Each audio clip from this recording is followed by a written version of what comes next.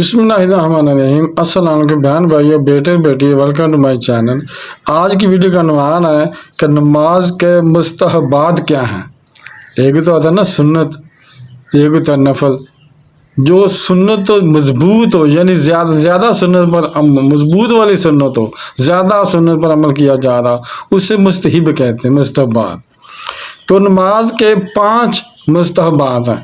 Number 1، تکبیر تحریمہ کہتے وقت، یعنی پہلی دفعہ اللہ اکبر کہتے وقت مردوں کو دونوں ہتھیلیاں آستینوں سے باہر نکالنا اور عورتوں کو دوپٹے کے اندر ہی سے دونوں ہاتھ کندھوں تک اٹھانا۔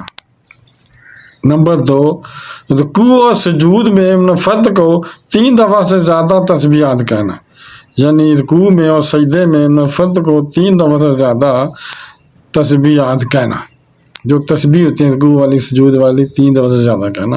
نمبر 3، قیام کی حالت میں نگاہ کو سجدہ والی جگہ پر رکھنا، رکوع میں قدموں پر والی جگہ پر رکھنا، سجدہ میں ناک پر، قعدہ میں گود پر اور سلام کہتے وقت اپنے کندھوں پر رکھنا۔